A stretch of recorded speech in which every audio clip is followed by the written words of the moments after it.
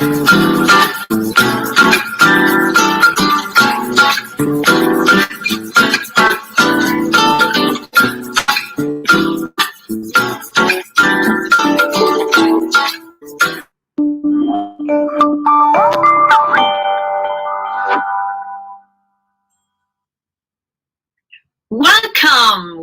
I'm Glenda Umaña, and I'm so happy to have you in our audience today in this special Hispanic Heritage Month. And we have a very special story today, very inspirational, that I just discovered myself, and I'm so excited. I'm myself Hispanic to share this story with all of you, especially because it's about, I'm originally from Costa Rica, and it's about our neighbors. And I'm so proud to be part of this region. And I'm talking about a company that just recently during this pandemic, they were the ones who produced all these special gowns, all these special protection gowns and masks for New York, for the medical specialties and for all the medical people that work in hospitals. Do you know that this was produced in Salvador and Honduras? Well, I'm going to introduce our guests today. They are Félix Simán. He's here with me. Félix Simán is founder and chairman of Intradeco, a company of 37 years. Hi, Felix. Nice to have you here. Thank you, Glenda. My pleasure. And we also have Jaime Miguel. He's the Intradeco CEO. And so we're going to share with both of them the story of this company of 37 years that is, I found this very inspirational too, that during this such hard time for the corporate world, this company, Intradeco, is even hiring more people. Let's start with Felix. Let's start with you. I want you to tell us how you started this company 37 years ago. You came and studied in Salvador, in US, you came to study, and then you didn't go back. You started this company, a product company, to give also 10,000 people. You generate employment for 10,000 people.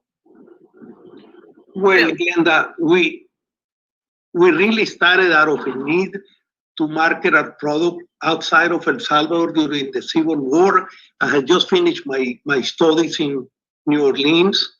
So I decided that I was going to stay in Miami, open an office, and just had a dream of transforming the textile company the family had for many, many years into an export company and entered the US market back in 1983. It was very humble beginnings. I started out of my house. I didn't have an office for about 6 months. And we started importing yarn and learning about the market. And this is the story how we started. The need is the master of innovation.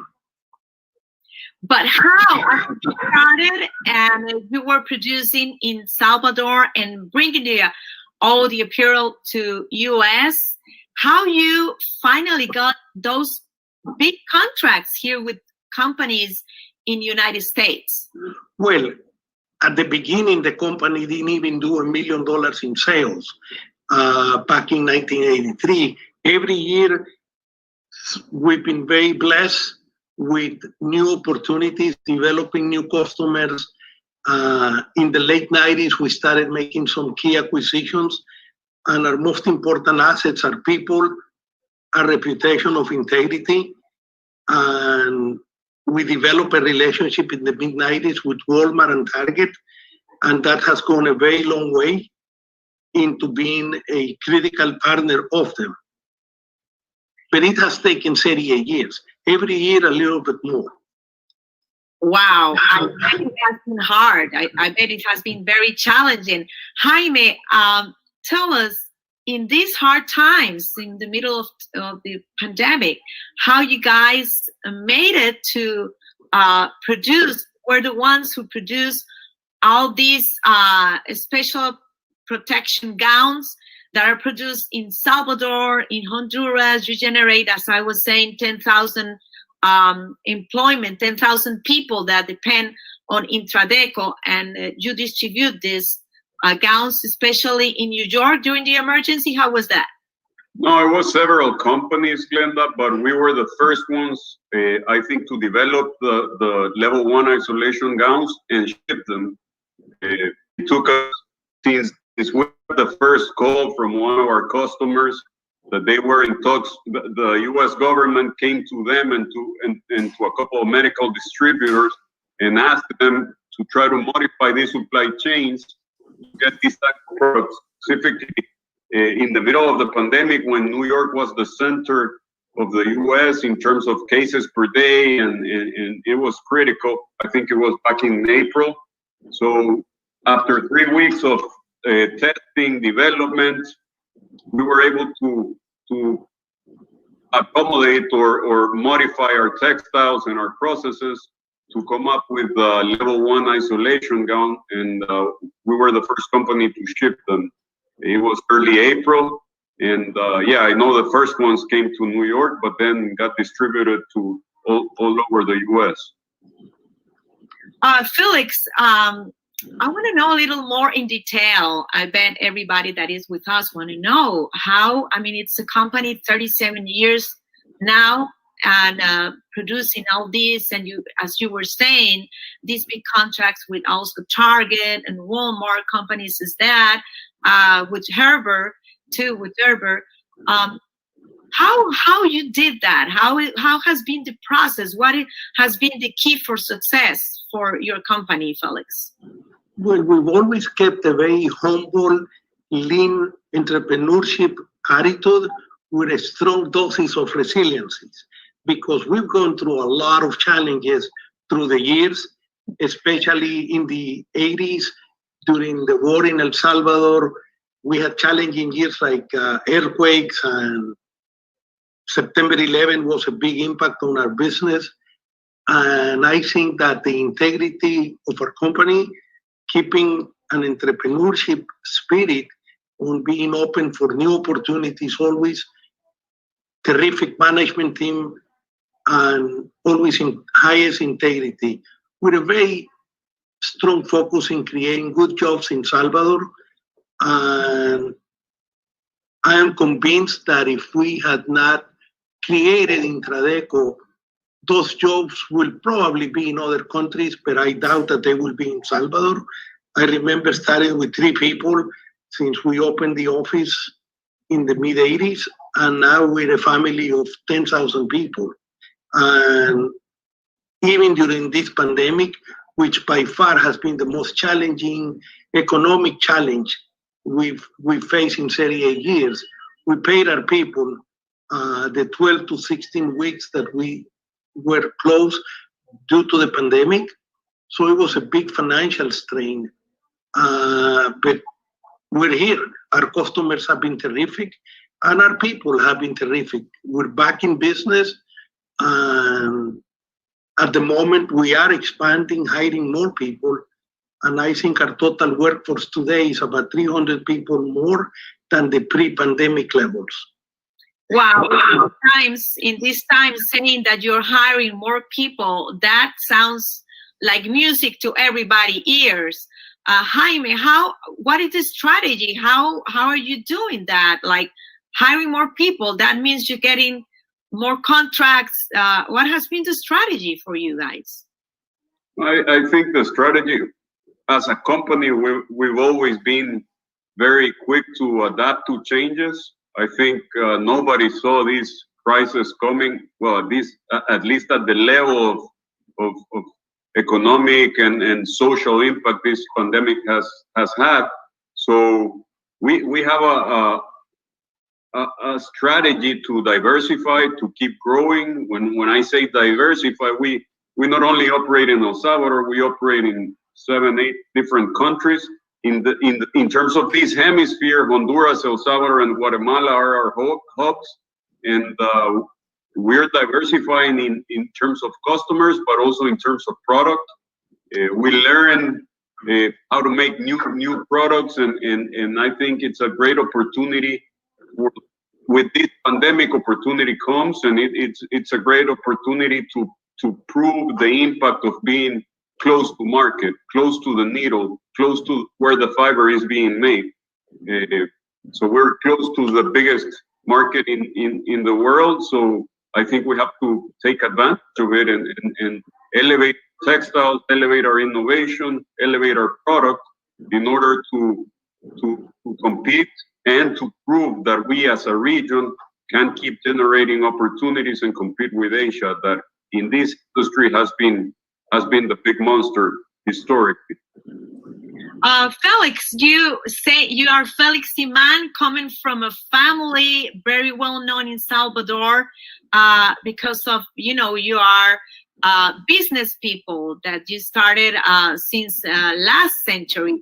Tell us a little bit about your family, and that you have that blood of negotiations, of business, of also challenging moments.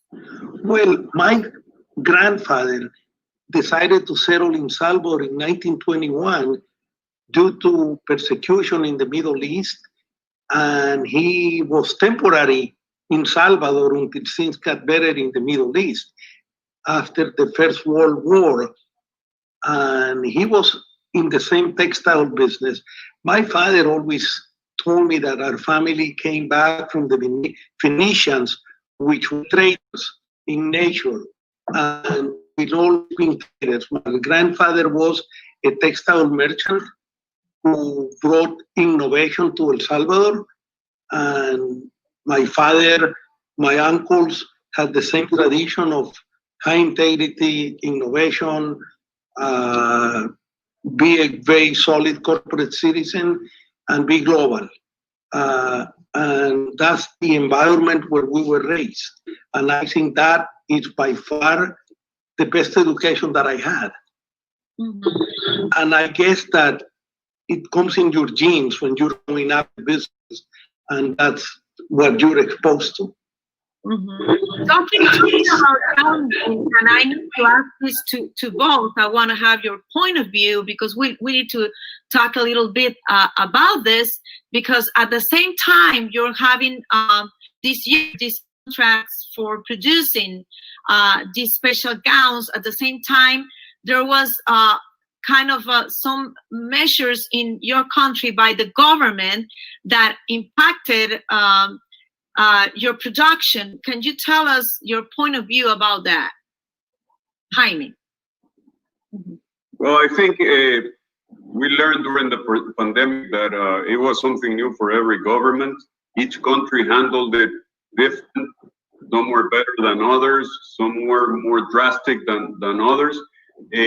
But yeah, during the pandemic, we had a major 12 to 14 weeks of very tough legal and I would say stability issues in terms of knowing if during the time of the shutdowns, the lockdowns, we could work for different. I mean, we were doing PPE at 20% using very strict protocols. But then the decrease got a little more. Every 2 weeks in El Salvador, we had a couple new decrees coming. And at one point, the interpretation of one of those laws, somebody said, no, we cannot, this doesn't apply for PPE on textiles. So our operation got shut down for 4 to 6 weeks. It was challenging, but I think it's the learning process. We got out of it, and now we're back, and that's part of what we are growing and diversifying. Felix, do you want to add something about that, about what happened this year in the middle of the production, and how now you're back in the business producing all this and giving employment to more people in Salvador? Well, it's an understatement to say that it's been a challenge. Like Jaime said, it was a learning process for the governments. We have been from the beginning very strict with protocols at a very high cost to our company and very good results where we haven't had any cases to inside our factories. We're providing meals, all the safety conditions, the protocols, private transportation. We have Glenda, right now we have 140 private buses managing our people, picking them up from their homes, taking them back home. And even so, public transportation in our country is already running. We're still doing private transportation to make sure our people are safe, that our working conditions are very safe, and providing good employment to our people. So it's been very, very challenging. I think we have exceeded the protocols that the government has instituted just to make sure that we're always an example corporate citizen and that our people feel good about working with our company. Our company participates in a global ranking, which we never publish ourselves, which is best places to work. And our companies have always been in the top 10 in El Salvador. And we want to keep it like that, even under these conditions where most companies are very financially strained. To make a difference, we're just kind of forgetting 2020, looking at the long term. We're a big family, and we'll do whatever it takes to keep our people safe and production going and generating exports for our country. You know, the other day I was talking with a leader, business leader in Europe, about the opportunities. He said that with this crisis, there's gonna come new opportunities for our Latin America region to make more business with Europe. Talking about that, I want to know what is your advice of both of you to those people that are here with us and they want to, you know, have they're starting to do business, for example, with the United States, like you're doing for so many years, for 37 years now. What is what is your advice? Because I bet at the beginning it was learning, right, to know how to make business, how to win contracts. And so what is your advice? What are the steps that need to be taken? Jaime. Well, I think you need to have the right business model. It's a hyper competitive market, the US, and you need to have a good business model, good strategy, good people, and those three elements are gonna create a chemistry, and then results are gonna come. I mean, if you're adaptable to change and you have a good strategy, keep investing in your business, keep investing in innovation, in sustainability. I think in the last 10 years, we've made a very, very significant effort in aligning our strategy, our company and our corporate strategy to the sustainability effort, not only in textiles, in our processes, but also in how we incorporate materials and make our products environment friendly to the environment, because we're in an industry that historically hasn't been known for. So I agree with whoever told you that. There's a lot of opportunity coming, but you need to have the right strategy, and strategy is going to bring the right people and then the right investment to be competitive. It's tough out there, but definitely opportunity is gonna show up. Felix, did you remember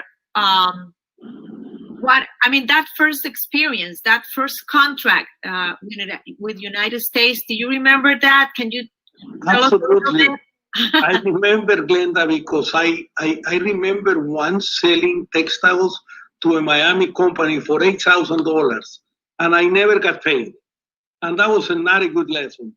But I do remember the beginning months were really challenging, a lot of uncertainty. El Salvador was going through a very difficult war, so keeping deliveries on time were challenging. But it was always that resiliency and that hope that things will work out. And it just worked out slowly, and delivering what you say, being good on your promises, learning about the business, innovating, identifying niches. And also one element that has been important is El Salvadorian people are very labor people. They really like to work. And so far we have governments that have been pro-business. Our company has worked under 6 different administrations in Salvador.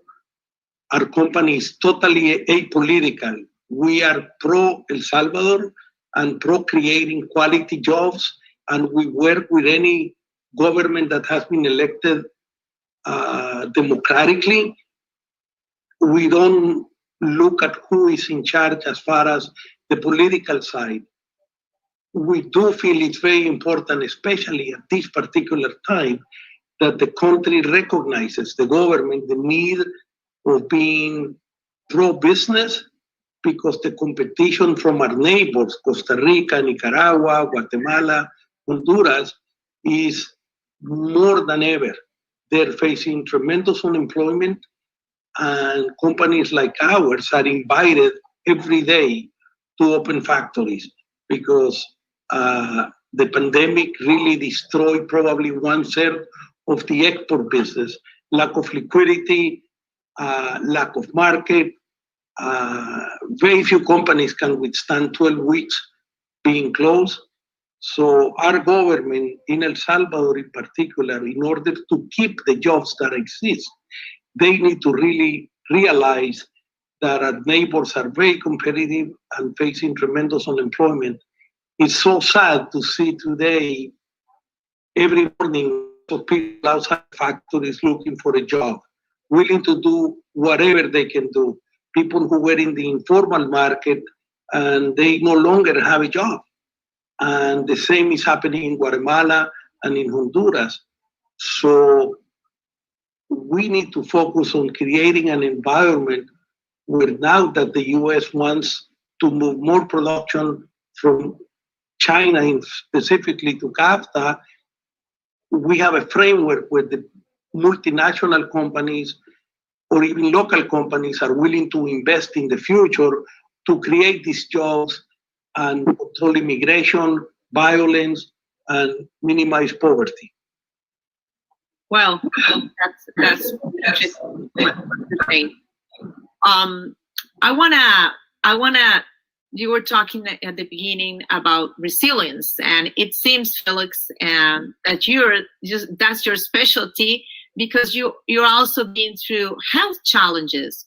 Can you tell us about that and how that changed?